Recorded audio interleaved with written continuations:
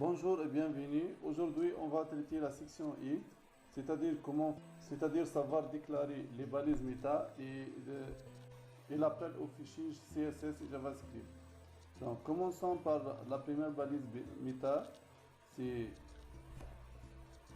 le fait d'indiquer la nature du document et les jeux de caractères utilisés en utilisant des attributs HTTP équivalent.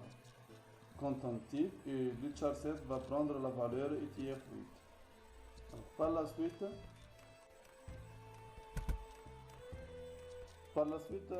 on a la deuxième balise, c'est le fait de déclarer ou bien de donner un nom, formation HTML5 avec les contents, traiter des exemples. Je vais expliquer ça avec un exemple. Par exemple, si on fait une recherche sur notre navigateur, il va nous afficher les résultats suivants. Donc, ici, par exemple, on a le titre HTML5 Wikipédia. Celui-ci est déclaré avec cette balise. Donc, par la suite,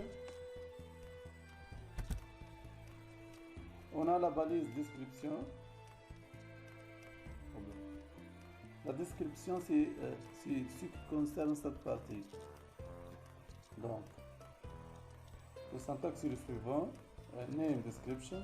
Et pour content, on a par exemple, on va déclarer par exemple support de cours de conception et réalisation du site web.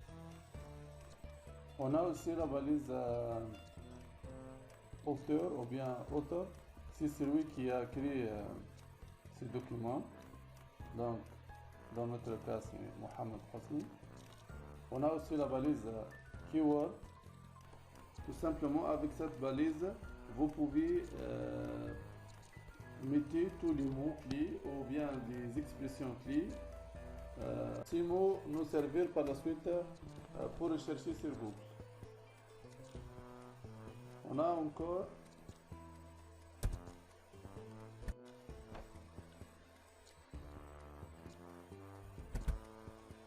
donc cette nouvelle balise nous permet de préciser si la page ne doit pas être sauvegardée dans la cache du navigateur, c'est-à-dire que la page ne sera pas mémorisée dans les fichiers temporaires des visiteurs. Ça, c'est grâce au mot-clé pragma et de donner la valeur no cache pour l'attribut content. Par la suite, on a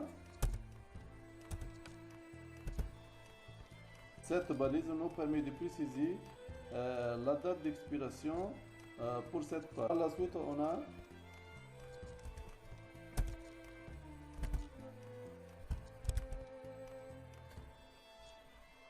cette balise permet de demander à la page de se rafraîchir, c'est-à-dire se réactualiser toutes les 1 seconde grâce à un mot-clé refresh par exemple. Grâce à un mot, par exemple dans notre cas, je vais donner par exemple la valeur 30 secondes. Donc après 30 secondes, la page sera réactualisée. Par exemple pour afficher des autres informations. On a aussi cette balise dicte au navigateur quel comportement il doit adopter pour afficher une page. Je vais vous expliquer avec un exemple. L'un est déclaré avec le viewport et l'autre, celui-ci est sans la balise viewport. Alors que celle-là est avec la balise viewport. Si vous remarquez, l'affichage s'adapte à la nouvelle dimension. Donc, je vais vous expliquer aussi. Dicte meta viewport revient à mentionner deux critères. Le premier, c'est la manière d'afficher la page, jouant sur la valeur de largeur et de longueur. Le second, c'est de mettre ou d'empêcher l'utilisateur de faire zoom sur la page en question. Pour notre cas, on a défini l'attribut content sur toute la largeur de l'écran et sans zoomer la page, grâce à deux valeurs, width device width et initial scale égale 1.0.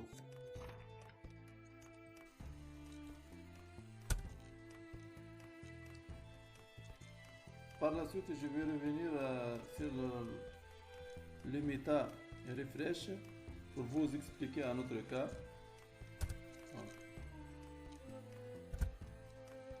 Autre manipulation pour la balise méta refresh en ajoutant la précision URL, c'est-à-dire de rediriger le visiteur vers le site par exemple web Google au bout de 2 secondes.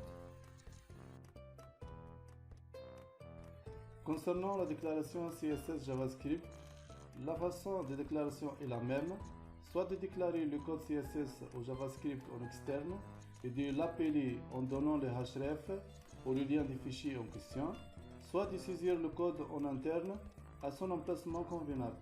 Pour les fichiers CSS déclarés en externe, on utilise la balise link et en interne la balise style avec la précision texte CSS, alors que pour JavaScript, on récupère le schéma du fichier externe grâce à l'attribut src, alors que en interne, on utilise la balise script avec la précision texte JavaScript.